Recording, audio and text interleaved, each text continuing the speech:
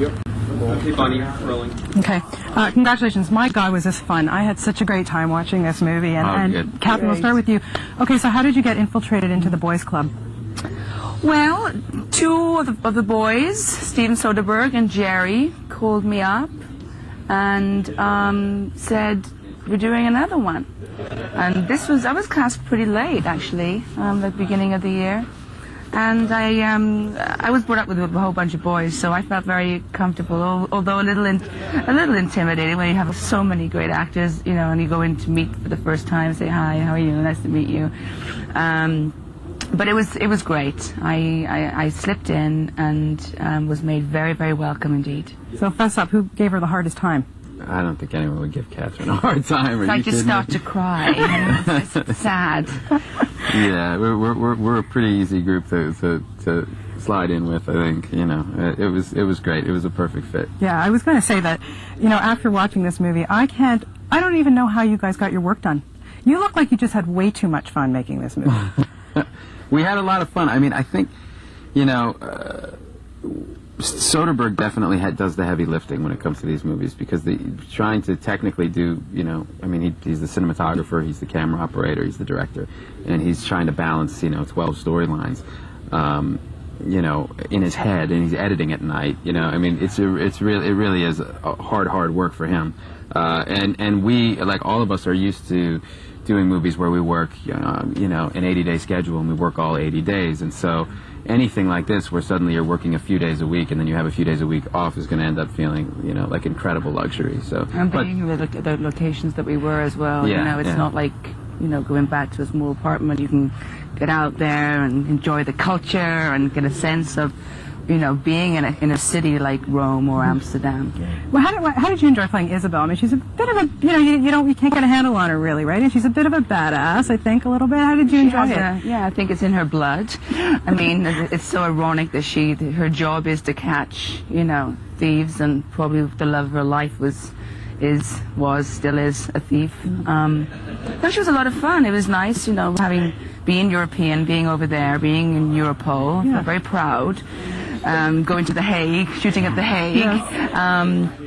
And it was a nice arc for me, you know. It was a nice journey of this kind of like coming back together, or finding, you know, being hurt, and then you know, knowing you just love this guy's butt, you know, what are you going to do about it? Yeah, speaking of his butt, how was it working with Brad? Fantastic. Fantastic. Are you asking me or Catherine? We'll ask you after. How was his butt anyway? His butt's just as great as just always. as great as I always. promise you. It's never changed. Yeah, it's amazing that you can squeeze it now at Madame Tussauds. I just find that completely amazing. I don't get it. Now, with you, I just found, you know, Linus, I think, out of all the characters, kind of changed a bit. Regressed? Yes, hello. What's up with that? But I just thought you did a phenomenal job in this movie, the way you took it and the arc, and then, you know, I don't want to give anything away, but you must have really enjoyed yourself playing him. I had a blast, and I was coming right off the Bourne movie, so I think it was in response to that. I was so sick of being right in every scene that I wanted to play someone who bumbled a little more, yeah, I mean, it was fun. I had more work in this movie than I did in the last one, so yeah, it was fun. How much improv goes on in a film like this? There's gotta be. There's some, but it's also structurally pretty tight, you know, when you look at a script like this, because heist movies, especially heist movies that have 12 characters, you know, I mean, you have so much going on that you have to keep it pretty tight and pretty locked down. I mean, there's room within the set structure to improvise a little bit, but by and large, you gotta lock it in, or else you're gonna be all over the place. Yeah. And Stephen lets you throw a fly, probably a mosquito. Stephen let you throw anything into the mix. You know, he doesn't, and you don't feel. I worked with him twice. I never feel like intimidated that you can't, you know, throw something in, and it's a very relaxed environment. Okay, now you both have worked with George Clooney. He's, you know, classic for his pranks. Now, wondering if there's a survival guide that had been written, how to, you know, handle George Clooney's pranks, because you both have been victims. So how do you deal with this guy? I'm still waiting for mine. I really thought he didn't like me because I was waiting for the big prank. It never came. But as Matt has been reminding me, he does say that it could take up to 3 years. Okay. You never know. That's the thing. There is no survival guide, because you're going to get got. It's just because he'll spend more time thinking about it than you will. You know, so you just have to resign yourself to you know, And he's pretty good. that he's good at it. What is it about him that he just, to me, seems very much like Danny Ocean? He's somebody that you guys really look up to. Is that true? Is that a fair statement? I just pretend to in interviews. Yeah. I don't They really, don't actually speak.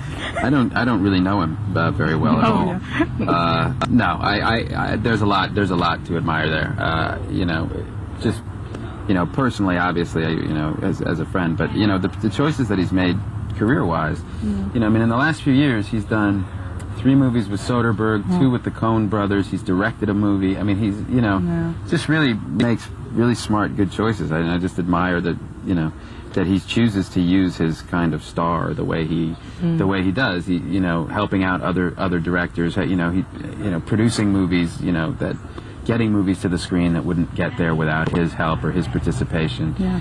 And taking chances. And taking chances, yeah. It's, you know, that's a gift to be able to take chances, and he's made some, and he's a great guy to boot, you know, and he loves turning up to work. He gets excited. Sometimes he just sits on the set, and, you know, if he just comes to the set and hangs, you know, he doesn't like to leave the set and like disappear to a trailer or a hotel room. You just loves this life and this work. Why do you think it is that moviegoers love seeing heist films? What is it? What do you start?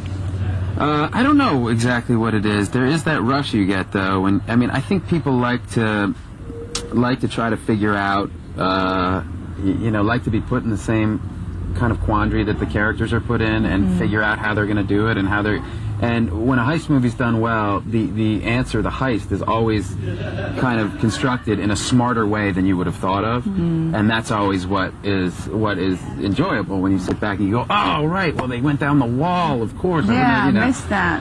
Yeah. You enjoy seeing them? Yeah, it's very sexy about a heist movie. I don't know what it is. It's like, you know, all those ropes and all those gadgets or something. But yeah, I did Entrapment. I did a heist movie. They're a lot of fun to do. Yeah. Well, they're a lot of fun to watch. This one is awesome. Congratulations. It's Thanks really a lot to of fun. you. And I hope you have another musical in you. Oh, I'd love to. Yeah. You should be. Well, Stuck on You.